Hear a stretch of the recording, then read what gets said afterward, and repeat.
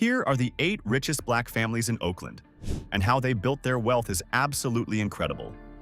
We're talking about a family that bought back the entire Oakland Coliseum, an NBA superstar moonlighting as a real rapper, and a black movie star whose mom kept teaching at a local elementary school long after she was world famous. Let's get into it. Number 8. The Lillard family. Let's kick this off with a kid from one of the toughest corners of East Oakland who grew up to literally rewrite what an NBA paycheck looks like. Damian Lillard came up in the working-class Brookfield neighborhood, where money was tight and the future was anything but guaranteed. Today, his net worth sits around $100 million, and here's the line that should stop you cold. When he signed his massive contract extension, he became the first player in the entire history of the NBA to clear $60 million in a single season. Not total. Per year. Let that breathe for a second. But the basketball money is honestly just the foundation.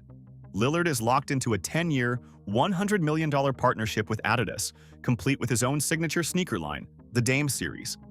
Stack on top of that his deals with Gatorade, Tissot, Panini, and Oakley, and you start to see a man who turned his name into a full-blown corporation. And here's where it gets fun, because Dame refuses to stay in one lane. The man owns a major Toyota dealership up in Oregon. He's quietly putting money into tech startups and commercial real estate, and oh yeah, he's also a legitimately respected rapper under the name Dame DOLLA. We're talking 5 studio albums, with his music landing on the NBA 2K soundtrack. The dude is scoring 30 a night and dropping records on the side. And yeah, the man enjoys his money. His garage is a genuine fantasy, a Lamborghini Aventador, a McLaren 720S, a Bentley, a Porsche, even a Tesla Model S Plaid, alongside multi-million-dollar estates up in Oregon. But here's the balance that defines him. He spends like a superstar in some places and preserves like a kid who grew up with nothing in others. That early scarcity never fully leaves you. Now you'd expect a guy like this to lose touch with home. He did the opposite. Lillard deliberately keeps his business in the family, choosing to be represented by Aaron Goodwin of the Oakland-based Goodwin Sports Management. Think about that, an Oakland kid keeping his money managed by an Oakland black-owned agency. That's not an accident, that's a statement. And he funnels serious money straight back into East Bay youth programs and serves as a global ambassador for the Special Olympics, never forgetting the scarcity he grew up in. Lillard built a fortune on the court and a brand off of it. But our next man did something even rarer. He saved every single dollar of his salary and got rich off something completely different. Number 7. The Lynch family. Here's a wild financial flex for you. Marshawn Lynch played years in the NFL, earned roughly $57 million in salary, and spent absolutely none of it. Zero. He saved 100% of his playing money and lived entirely off his endorsement income instead. While most pros are burning through their checks, Beast Mode treated his salary like it was untouchable, sacred capital. And the genius part? Those endorsements were pulling in up to $5 million a year, more than enough to live on, which means that whole pile of NFL money just sat there compounding. An Oakland tech kid out-strategizing the entire league on money. His net worth today sits around $35 million. But here's the kicker.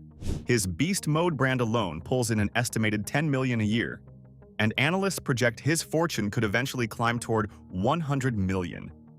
But what makes Lynch perfect for this list isn't just the discipline. It's where he points the money. He launched a premium cannabis brand called Doty Blunts, distributed right here in the Bay Area, and this is the part that matters. He aligned it directly with the Last Prisoner Project, an organization working to free and employ people locked up for non-violent cannabis offenses. Think about the full circle there. A black man from Oakland building a legal weed empire while fighting to free the people who got criminalized for the exact same plant. That's using capital as a weapon for justice. He also runs Beast Mode NIL, an agency landing marketing deals for elite college athletes, basically opening doors for the next generation that weren't open for him. And through all his ventures, he prioritizes hiring locally, keeping the jobs and the dollars inside his own community. His Oakland loyalty is downright visceral. He's been deeply open about his own mental health battles, working hard to break the stigma around psychological struggle for black men specifically. Sure, the man treated himself to a 7,000 square foot waterfront mansion in Point Richmond, the kind with a deep-water dock and a wine cellar, and he's since eyed oceanfront living in Hawaii. But here's the thing. His heart and his hiring never left the neighborhood that raised him. The address changed. The mission didn't. But while Lynch turned his brand into a tool for the community, watch how our next family turned the basketball court into a two-generation goldmine, with a hilarious twist between father and son. Speaking of building something that pays you back for years, your health is the first asset worth that, and lately someone on our team has been tracking theirs with the Pulse R8 smart ring. It reads your heart rate, your sleep, and your workouts right from your finger. A week on a charge, 100 days with the case, and it's fully waterproof. The surprise was the price. Under $40, a fraction of the big-name rings, because it comes direct instead of through the retailers that mark everything up. If you're watching on your TV, pause and scan the QR code on screen with your phone camera, or tap the first link in the description. Because the next family turned one basketball court into a two-generation goldmine, with a hilarious father-son twist. Number 6. The Payton family.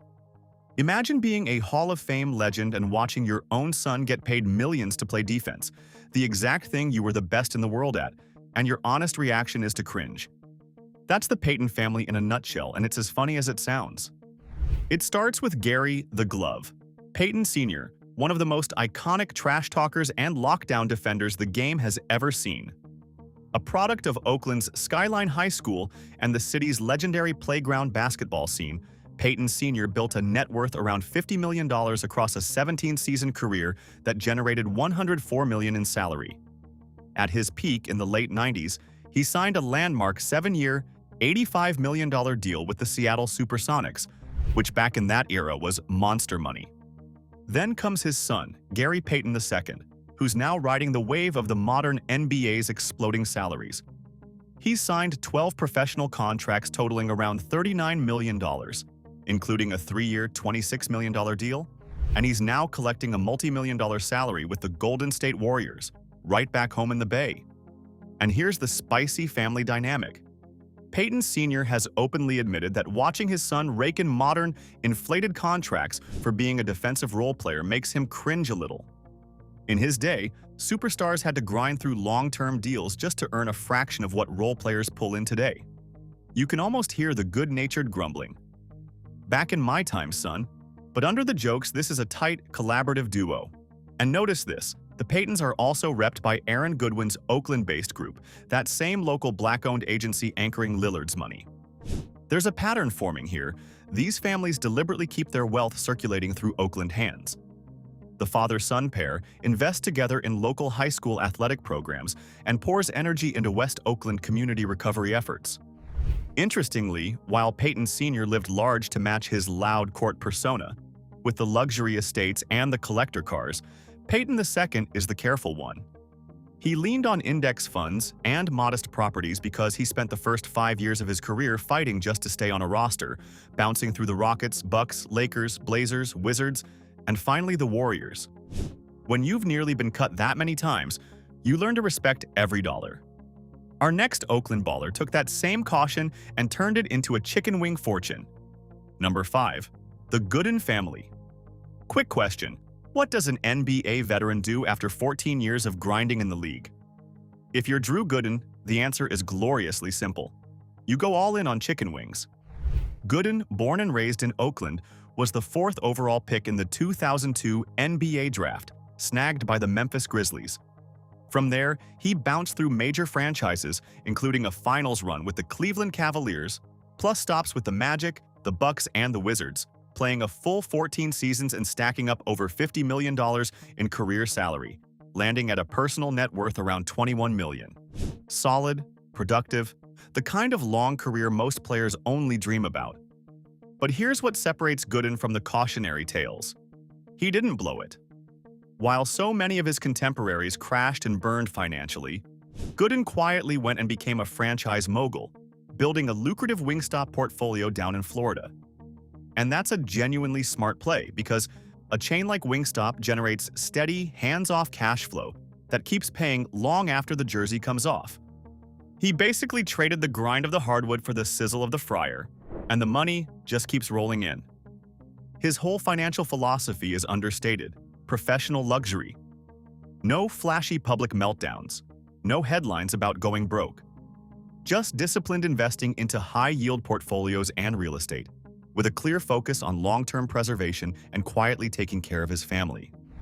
He's the guy who understood that the goal isn't to look rich at 25, it's to actually be rich at 55. There's also a fascinating wrinkle to his story: his dual Finnish-American heritage, which gave him a global outlook from a young age. After dominating at an Oakland high school and earning consensus All-American honors at the University of Kansas, he became a true local prodigy made good. And true to the pattern we keep seeing on this list, Gooden never cut the cord with home. He uses his platform and his money to fund youth basketball clinics and educational programs across Oakland's inner-city neighborhoods, making sure the next kid with a jump shot and a dream has somewhere to develop it. Gooden represents new money done right. But our next family flips the whole script because their wealth didn't start on a court or a screen. It started with oil. Number 4. The Kidd family. Everybody on this list so far built their fortune themselves. The classic come up. The Kidd family is different, and that difference is exactly why they matter. Because the Kidds are something you don't hear about nearly enough. Established, multi-generational black wealth. Old money. Most people know Jason Kidd as the Hall of Fame point guard and current head coach of the Dallas Mavericks, a man with a personal net worth around $75 million who earned over $187 million in salary across his playing career. Incredible on its own. But Jason's fortune isn't where the story starts. It's where it continues. The real origin is his father, Steve Kidd, and this man was a serious operator. He started out building a career at Trans World Airlines, then went and launched his own petroleum company. From there, he expanded into a whole chain of gas stations and restaurants across East Texas. And then, here's the smart part. He took all that liquid profit and reinvested it into residential and commercial real estate in San Francisco and Oakland. Oil money flowing into Bay Area property. By the time it was measured, his parents' estate was worth around $18 million. That's a dynasty, plain and simple, and it completely shaped Jason's life. While most of the athletes on this list clawed their way up from scarcity, Jason Kidd grew up in the affluent, upper-echelon neighborhoods of the Oakland Hills. We're talking private enclaves, country clubs, elite youth development circles. He was introduced to sophisticated wealth management before he ever signed a pro contract. Think about what that head start actually means. Jason walked into the NBA already understanding trusts, real estate, and long-term asset preservation because he'd watched his father do it his whole childhood. That's why he navigated his contracts, his coaching moves, and his family finances with this calm, corporate precision that a lot of first-generation wealthy athletes had to learn the hard way, often by losing everything first. The Kidds prove that black wealth in Oakland isn't only a rags-to-riches story. Sometimes it's a carefully built inheritance, passed down on purpose. Our next family also passed something down, a mother's sacrifice that produced a global superstar. Number 3. The Coleman family.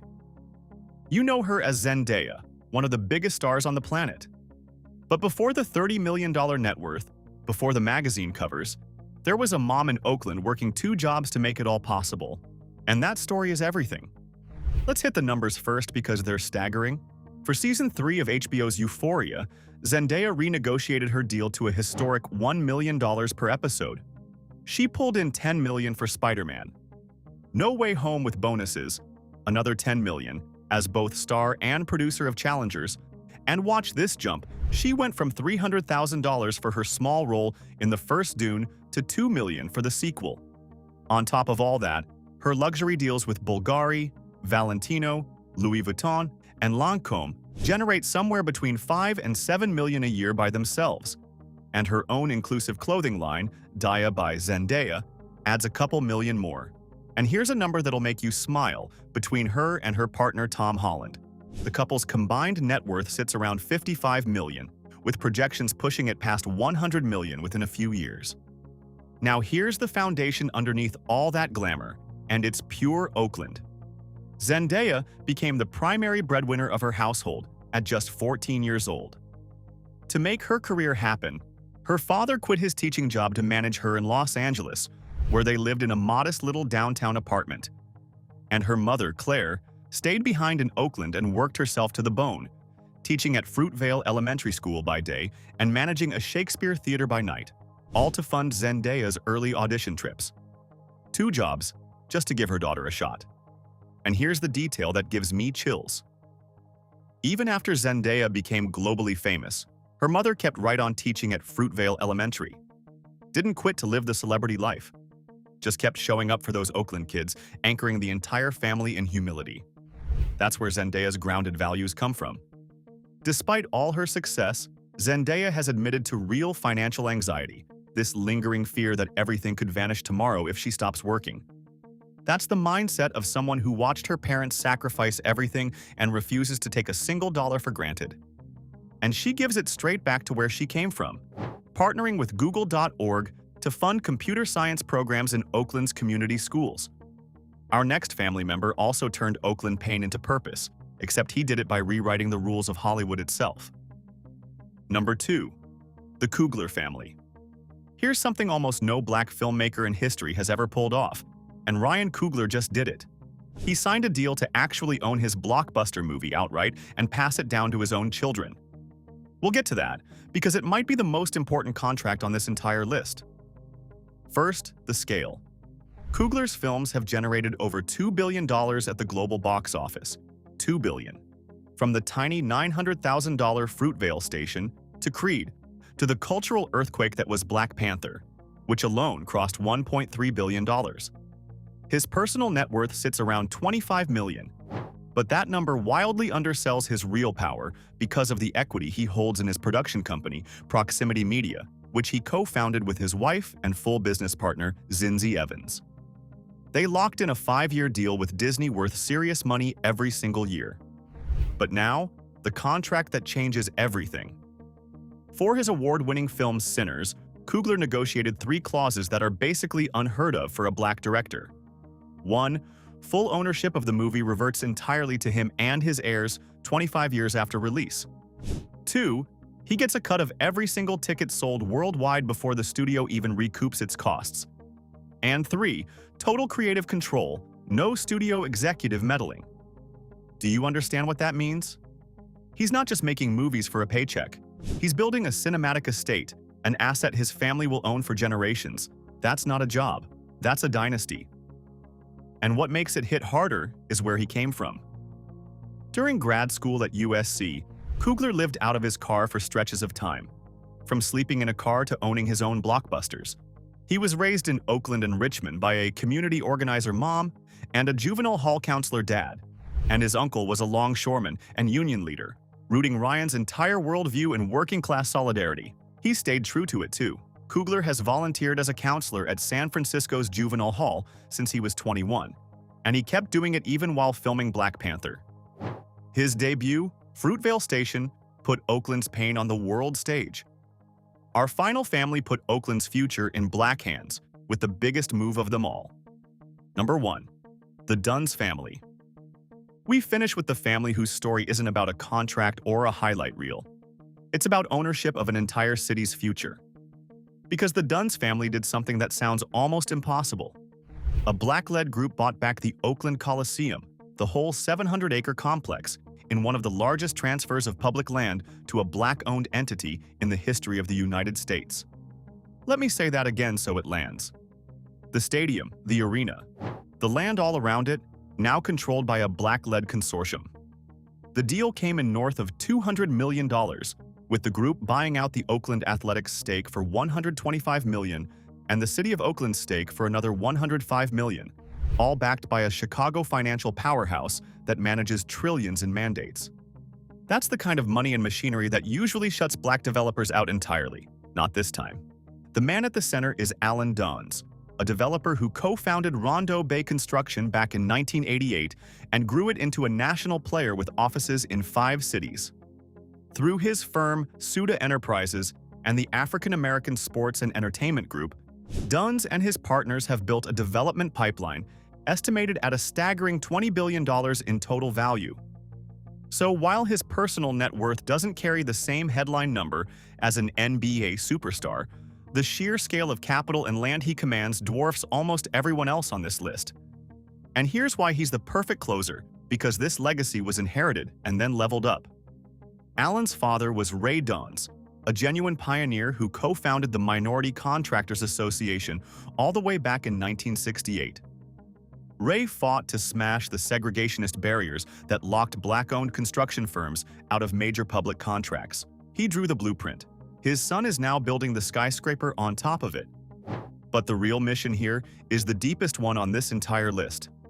For decades, Oakland's black residents were pushed out through redlining, displacement, and so-called urban renewal that bulldozed thriving black business districts. Alan Duns is deliberately reversing that, using projects like the Mandela Crossing development in West Oakland to keep black families and black capital anchored in the neighborhoods they built. He's not just getting rich, he's fighting economic erasure with deeds and development rights. And that's the thread tying all 8 of these families together. From Lillard keeping his money with an Oakland agency, to Lynch hiring locally, to Coogler owning his films, to Duns buying back the Coliseum itself, every one of them took the wealth Oakland forged in them and aimed it right back at home. And those were the 8 richest black families in Oakland. Notice what connects every single one of them? They didn't just escape Oakland and never look back. They built fortunes, then deliberately reinvested that capital, those jobs, and that ownership straight back into the community that made them. So which of these families impressed you the most? The secret rapper, the movie mogul who owns his own blockbusters, or the developer who bought back the Coliseum? Drop it in the comments, smash that like button if this opened your eyes, and subscribe to Black Status, because we tell stories like this every single week.